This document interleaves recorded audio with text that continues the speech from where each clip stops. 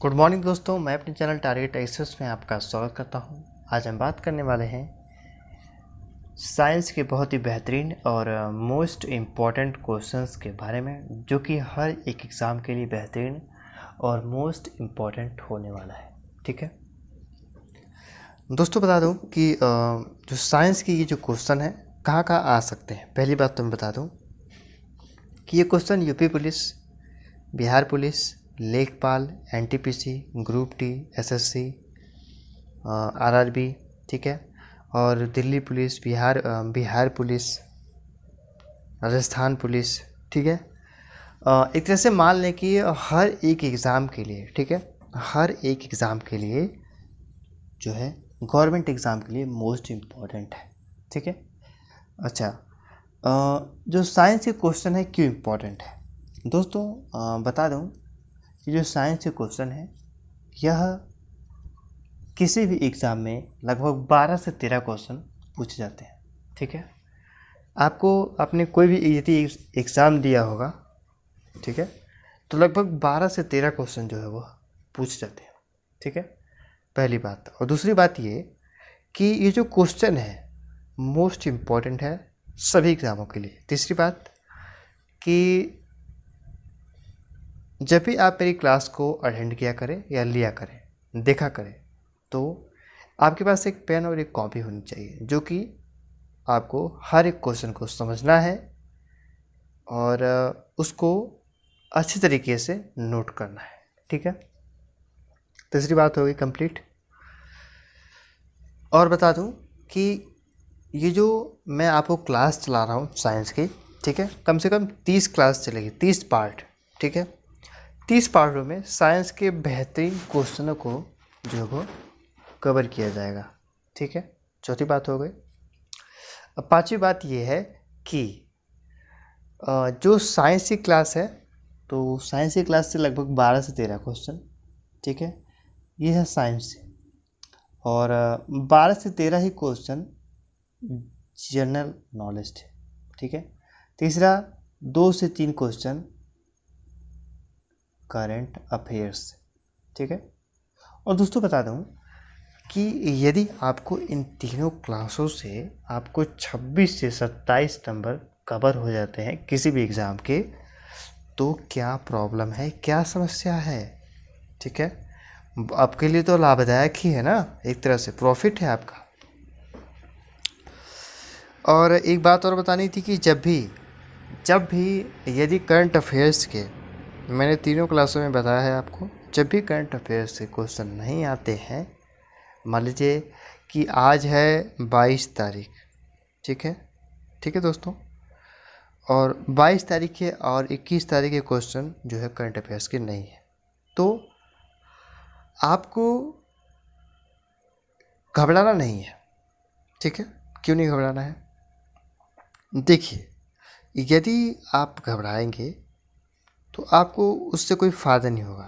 ठीक है, आपको, यदि आपने मेरा चैनल ज्वाइन किया है तो आप मेरे चैनल पर ही बने रहें। देखिए, जैसे कि हर एक चैनल पे रोज़ करंट अफेयर्स अपडेट होते हैं, ये तो आपको पता ही होगा दोस्तों। अगर मैं भी रोज़ अपडेट करता हूँ, मैं मानता हूँ कि कभी कभी नहीं होता है, वो क्यों नहीं होता है उसका भी रीज़न बताऊँगा आपको। ठीक है, कि यदि किसी भी चैनल पर रोज़ करंट अफेयर्स अपडेट होता है, और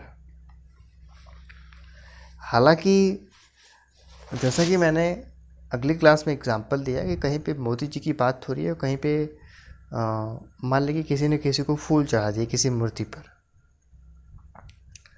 तो इन दोनों में से इम्पोर्टेंट कौन है? मोदी जी, है ना।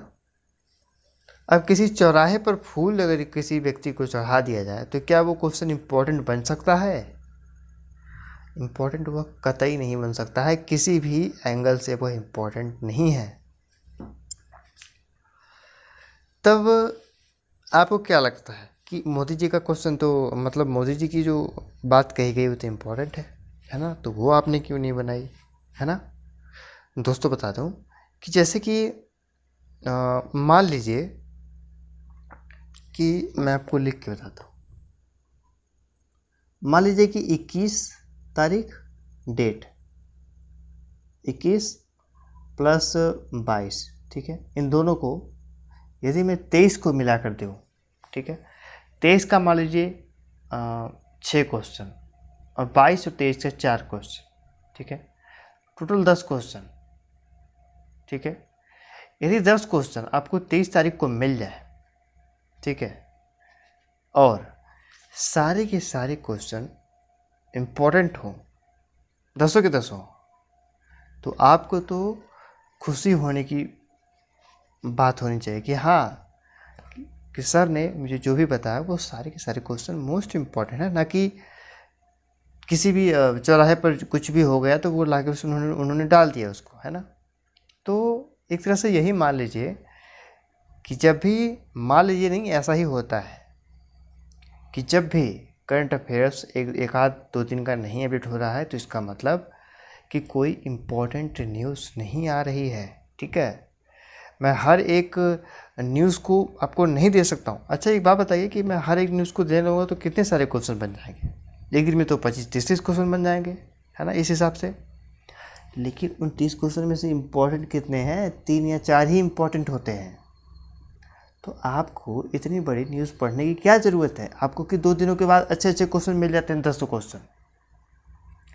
यदि मान लीजिए कि एक दिन का मैं 25 क्वेश्चन बनाता हूँ और कम से कम 25 मिनट लेता हूँ तो 3 दिन में 75 मिनट हो गया, और आपको वही तीनों दिन का क्वेश्चन मैं आपको 10 क्वेश्चन देता हूँ, वो भी 12 मिनट में। तो आपको 12 मिनट इम्पोर्टेंट लगता है या 75 मिनट? फ़ायदा किस में आपका है? 12 मिनट में। और 12 मिनट के साथ साथ आपको समय भी बचा, ठीक है, आपका नेट का डाटा भी बचा, ठीक है। तो इस एंगल से आप सोचा करिए कि यदि क्लास नहीं अपडेट होती है करंट अफेयर्स की तो आपको जो चैनल को जो है कि अनसब्सक्राइब नहीं करना है, आपको केवल वेट करना है, ठीक है, समझ रहे हैं आप। तो इतनी बात थी। और साइंस के क्वेश्चन आज जो मैं बताऊंगा वो मोस्ट इम्पॉर्टेंट रहेंगे। साइंस और जनरल नॉलेज की क्लास ऑलरेडी हमेशा अपडेट होती है, ठीक है, इसमें कोई त्रुटि नहीं है, कोई बात नहीं है कि हाँ इसमें कोई इम्पोर्टेंट आ गया, कोई इम्पोर्टेंट नहीं है। इसमें तो जो है सो है पुराना ही, ठीक है, थोड़ा मोड़ा नया वाला ऐड होता है, ठीक है। हर दिन तो कोई आविष्कार होता नहीं है ना। तो बस इसमें आपको लॉजिक समझना होता है, ठीक है, कुछ ना कुछ। ये तो बात हो गई हमारे टॉपिक के बारे में, ठीक है। तो अगले हम बात करेंगे क्वेश्चंस की, और शुरुआत करते हैं बिना देर किए हुए। इतने बहुत सारी बात मैंने आपको बता दी, बताना ज़रूरी भी था इसलिए बताइए आपको। तो बात कर लें क्वेश्चन की। तो क्वेश्चन है कि उत्तल लेंस द्वारा बना हुआ प्रतिबिंब किस प्रकार प्रभावित होगा यदि लेंस का केंद्रीय हिस्सा काले कागज में लपेट दिया जाए। दोस्तों आपने देखा होगा कि आपके घर पे एक कोई लेंस होगा, यदि आपके दादाजी का चश्मा होगा या दादी जी का, तो उसमें आपने देखा होगा कि एक वो जो चश्मा लोग पहनती हैं या पहनते हैं दादाजी, तो उस चश्मे में लेंस लगा होता है। यदि बाय डिफ़ॉल्ट यदि वो चश्मा टूट जाता है तो आप उस चश्मे से जो शीशे से किसी भी कागज़ को जला सकते हैं। कैसे? आप कागज़ को नीचे रखिए और सूर्य से आने वाली रोशनी को उस लेंस पे ले जाते हुए उस कागज़ पर फोकस करिए, तो वह कागज़ जल जाएगा कुछ टाइम बाद, लगभग 5 से 6 मिनट में जल जाएगा, ठीक है। तो इसमें क्वेश्चन में बात ये करी गई है कि यदि उसी लेंस के जो मेन जहाँ से प्रकाश जो है कि एक तरह से आर पार होता है, ठीक है, तो यदि उसी पर यदि आप किसी काले कपड़े या काले कलर के कागज़ को लपेट दें तो क्या होगा। ऑप्शन आपके पास दिखाया जाता है।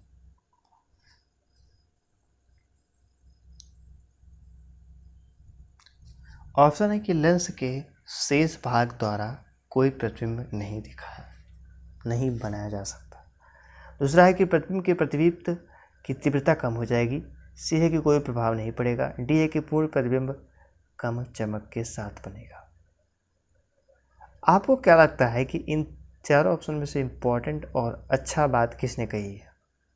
तो ये बात कही है बी वाले ऑप्शन ने कि प्रतिबिंब की प्रदीप्त की तीव्रता कम हो जाएगी। जैसे कि यदि आपने उस मेन जहाँ से उसका प्रकाश पास होता है, मतलब आगे की तरफ बढ़ता है, ठीक है, उस कागज़ की तरफ, और यदि आपने वहीं पर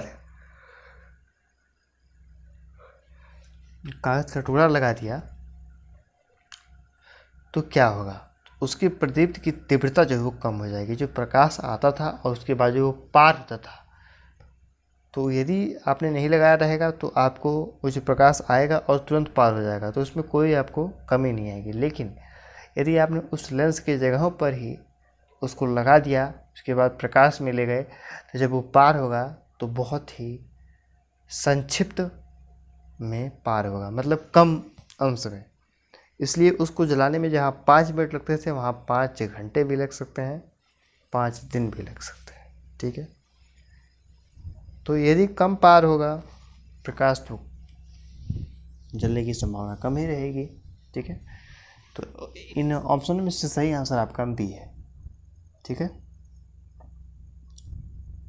इम्पॉर्टेंट है, नोट कर लीजिएगा। बात कर लें अगले क्वेश्चन की, तो अगला क्वेश्चन है कि प्रयोगशाला उपकरणों को बनाने के लिए उपयोग में लिया जाता है। प्रयोगशाला के उपकरणों को बनाने के लिए किन कांचों का उपयोग लिया जाता है? पाइराइट कांच, कठोर कांच, मृदु कांच और सुरक्षा कांच। ये 4 प्रकार के कांच होते हैं और इन चारों कांचों में से किस कांच को लिया जाता है आपको बताना है। सही आंसर है इसका पाइरेट्स कांच। ठीक है, पाइरेट्स कांच को लिया जाता है प्रयोगशाला में। जो फिल्टर नली होती है, एक तरह से नलिकाएं होती हैं। ठीक है, आपने देखा होगा कि ऐसे करके एक ये थोड़ा सा आगे निकल रहता है मग की तरह, ठीक है, ऐसे रहता है। ठीक है, और दूसरा आपने देखा होगा कि ऐसे पतली करके परख नली होती है। ठीक है, तो ऐसे कई प्रकार की जो है वस्तुओं को जो है वह बनाया जाता है प्रयोगशाला के लिए। ठीक है, सही आंसर है आपका ए, और मोस्ट इम्पॉर्टेंट है क्योंकि आरआरबी में यह पूछा जा चुका है। अगले क्वेश्चन की बात करें तो अगला क्वेश्चन है कि निम्नलिखित में से अनुपूरक रंग कौन सा है? अच्छा क्वेश्चन है, इम्पॉर्टेंट है। ए है, ये दोस्तों क्वेश्चन आरएएस में पूछा गया है, और ए है नीला पीला रंग, बी है पीला हरा रंग, सी है मेजेंटा व नीला रंग, और डी है कि हरा और मजेंटा रंग। ये 4 ऑप्शन है और ये 4 ऑप्शन में सबको सही आंसर देना है। इसका सही आंसर है हरा और मजेंटा रंग। D is a right answer. ठीक है, बात कर ले हम अपने अगले क्वेश्चन की, तो अगला क्वेश्चन है कि इंद्रधनुष में किस रंग का विश्लेषण अधिक होता है? मतलब कि सबसे अत्यधिक यदि विश्लेषण होता है किसी रंग में तो वह इंद्रधनुष के किस रंग में होता है? बैगनी, पीला, लाल और नीला। ये 4 ऑप्शन है और ये 4 ऑप्शन में सबको सही आंसर बताना है। इसका सही आंसर है लाल में। ठीक है, देखिए जब भी इंद्रधनुष बनता है, इसके बारे में आपको थोड़ी सी इन्फॉर्मेशन देना चाहूँगा कि जब भी इंद्रधनुष बनता है तो उसमें लाल जो रंग है वो बहुत कम दिखाई देता है। और एक इंद्रधनुष की खास बात और बताऊँगा कि जब भी यदि पूर्व में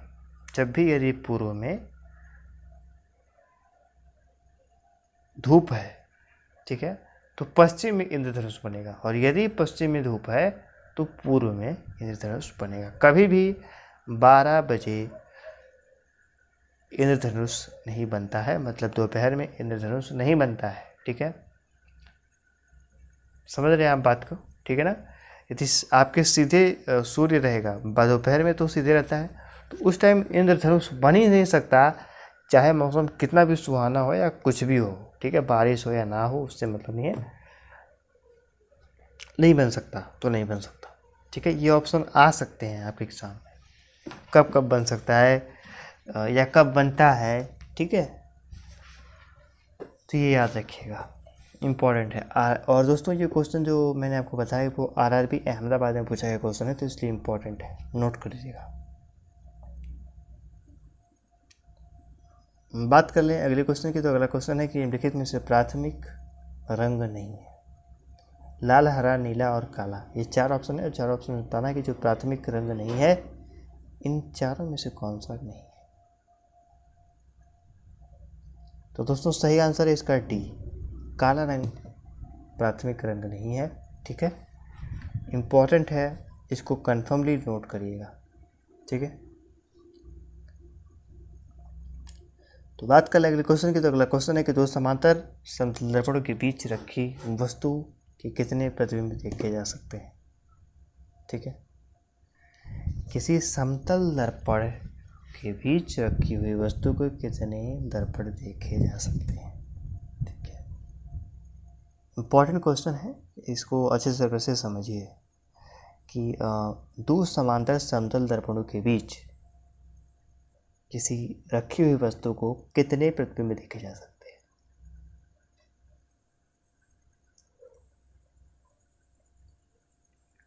तो इसका सही आंसर है बी, ठीक है। मोस्ट इंपॉर्टेंट क्वेश्चन है, नोट कर लीजिएगा। अगले क्वेश्चन की बात करें तो अगला क्वेश्चन है कि पर्दे पर प्रदर्शित पिक्सेल्स की संख्या जानी जाती है। आरआरबी में पूछा गया क्वेश्चन है, इम्पोर्टेंट है, ये बताना। ए है स्पष्टता के रूप में, बी है गहराई के रूप में, और सी है कि अवलोकन के आकार के रूप में, और डी दिया है कि नवीनता के दर के रूप में। ये 4 ऑप्शन है और ये 4 ऑप्शन में से बताना है कि सही आंसर कौन सा है, ठीक है। तो दोस्तों बता दूं कि इसका सही आंसर जो है, ठीक है, जो पर्दे की बात करी गई है कि पर्दे की पारदर्शिक पिक्सलों की संख्या जानी जाती है, तो वो किस प्रकार जानी जाती है, तो वो इसका सही आंसर है अवलोकन के आकार के रूप में। तो सी इज़ अ राइट आंसर, ठीक है। बात कर लें उसके अगले क्वेश्चन की, तो अगला क्वेश्चन है कि नेत्र लेंस की फोकस दूरी को एडजस्ट करने के लिए निम्नलिखित में से कौन नेत्र की सहायता की जाती है, मतलब कौन से नेत्र की हेल्प करता है, कौन सा हेल्प नेत्र करता है। अगला क्वेश्चन है, ये 4 ऑप्शन आपके पास हैं और ऑप्शन है ए कर्निया, बी है कंजक्टिवा, और सी है सिलिया पिंड, और डी है आइरिस। आरआरबी में पूछा गया क्वेश्चन है, इसलिए बहुत ही बेहतरीन और मोस्ट इम्पोर्टेंट बन जाता है, ठीक है, मोस्ट इम्पोर्टेंट, ठीक है। ओके। तो बात कर लें कि किस नेत्र की हेल्प ली जाती है। अच्छा क्वेश्चन है, इसलिए इम्पोर्टेंट तो बनता ही है। सही आंसर है सिलिया पिंड की, ठीक है। तो सी इज़ अ राइट आंसर। बात कर लें अगले क्वेश्चन की, तो अगला क्वेश्चन है कि 2D या 4D क्षमता वाले दो लेंसों के संयोग की तुल्य क्षमता ज्ञात कीजिए। 2D तथा 4D क्षमता वाले दो लेंसों के संयोग की तुल्य क्षमता क्या होती है, ये आपको बताना है। आरआरबी में पूछा गया क्वेश्चन है, मोस्ट इम्पॉर्टेंट है। ए है कि 6D, बी है 2D, और सी है कि 4/3D, और डी है इनमें से कोई नहीं। दोस्तों बता दो इसका सही आंसर है 4/3D, C is the right answer. तो बात कर लें अगले क्वेश्चन की, तो अगला क्वेश्चन है कि प्रकाश का रंग निर्धारित करता है। प्रकाश का रंग कौन निर्धारित करता है, यूपी पुलिस से पूछा गया क्वेश्चन है। ए आयाम से, तरंग दैर्ध्य से, तीव्रता से और वेग से। जो प्रकाश का रंग निर्धारित होता है वह किस प्रकार निर्धारित किया जाता है। दोस्तों बता दूं कि जो प्रकाश का रंग निर्धारित किया जाता है, ठीक है, वह निर्धारित किया जाता है तरंग दैर्ध्य से। ठीक है, हमारा B is a right answer. ठीक है, अगले क्वेश्चन की हम बात करेंगे और अगला क्वेश्चन हमारा है कि दृश्य वर्णक्रम में सबसे कम तरंग दैर्ध्य वाला रंग कौन सा होता है। ये तो आपको पता ही होगा आई थिंक, इसलिए अच्छा क्वेश्चन है, इम्पोर्टेंट आपको लिख लीजिएगा और इसको बारीकी से नोट करिएगा, समझिएगा पहले तो, उसके बाद नोट तो करना ही आपको है। हर एक क्वेश्चन को नोट करिएगा, ये मेरी आपकी गुजारिश रहेगी और रिक्वेस्ट भी रहेगी। करेंगे तो आपके लिए ही फ़ायदेमंद होगा। ठीक है, और बता दूं कि क्वेश्चन को आप नोट डाउन करते हैं तो आपको 10 दिनों के जब आपका एग्ज़ाम रहता है, ठीक है, आपके पास एक काम करना है कि एग्ज़ाम के केवल 10 दिन पहले आपको हर एक क्वेश्चन को रिवाइज कर लेना है। ठीक है, और यदि आप रिवाइज कर लोगे तो वह आपको एग्ज़ाम में बहुत हेल्प करेगा। ठीक है, सही आंसर इसका जो है सबसे कम तरंग दैर्ध्य वाला जो रंग है, ठीक है, वह है बैगनी। ठीक है, बैगनी जो है सबसे कम तरंग दैर्ध्य वाला रंग होता है। बात कर ले अगले क्वेश्चन की, तो अगला क्वेश्चन है कि निम्नलिखित में से किस परिघटना का उपयोग ऑप्टिकल फाइबर में किया जाता है। ये भी पूरी से पूछा गया क्वेश्चन है। ए है व्यक्तीकरण, बी है अपवर्तन, सी है पूर्ण आंतरिक परावर्तन और डी है ध्रुवण। ये 4 ऑप्शन है आपके पास और ये 4 ऑप्शन से बताना है कि सबसे जो ऑप्टिकल फाइबर का उपयोग किया जाता है वह किस रूप में किया जाता है इन 4 ऑप्शनों में से। सही आंसर इसका है पूर्ण आंतरिक परावर्तन में। ठीक है, सी इज अ राइट आंसर। ठीक है, बात कर ले अगले क्वेश्चन की, तो अगला क्वेश्चन हमारा इंपॉर्टेंट बन जाता है कि ये क्वेश्चन है कि एक समतल दर्पण की वक्रता त्रिज्या होती है शून्य, एक, अनंत, एक और अनंत के बीच। मोस्ट इम्पोर्टेंट क्वेश्चन है। ठीक है, आपको बताना है सही आंसर कौन सा है। तो दोस्तों मैं बता दूं कि जो समतल दर्पण की और वक्रता त्रिज्या का जो है होती है, ठीक है, कितनी संख्याओं में होती है ये बता दूं, तो इसका सही आंसर दोस्तों है वह है अनंत। ठीक है, जो समतल दर्पण में वक्रता त्रिज्या की संख्या होती है वह अनंत होती है, अनगिनत होती है। ठीक है, तो आपका सी इज़ अ राइट आंसर।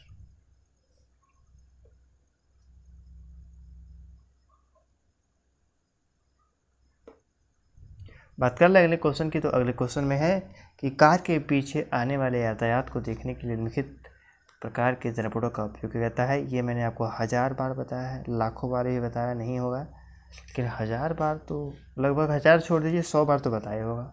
ठीक है, हाँ, ए है उत्तल दर्पण, बी है अवतल दर्पण, सी है समतल दर्पण और डी है गोलीय दर्पण का उपयोग। गोलीय दर्पण का उपयोग क्यों होता है पता है आपको? गोलीय दर्पण क्यों दिया गया है? क्योंकि आपको कंफ्यूज करने के लिए दिया गया है। क्योंकि जब भी कार में देखे होंगे तो गोल दर्पण लगा होता है चरखोना टाइप का, ठीक है, तो वो कंफ्यूज के लिए दिया गया है। मैंने बताया था कि जब भी कोई वस्तु आपको छोटी दिखाई दे, ठीक है, तो अ और उ में छोटा कौन है? उत्तल। तो छोटा उ है तो छोटा उ छोटा ही दिखाई देगा, तो इसलिए उत्तल दर्पण लगता है। जब आप कार चला रहे होंगे या बाइक चलाते हैं तो आपके दाहिने साइड में जो दर्पण लगा होता है वह उत्तल दर्पण होता है। पीछे को देखने के लिए जो पीछे की वस्तु है वह छोटी दिखाई देती है हमको, ठीक है। एक ट्रक भी होगा तो छोटा सा ही दिखाई देगा आपको। तो आंसर कौन सा आपका है? ए, उत्तल दर्पण का उपयोग किया जाता है, ठीक है।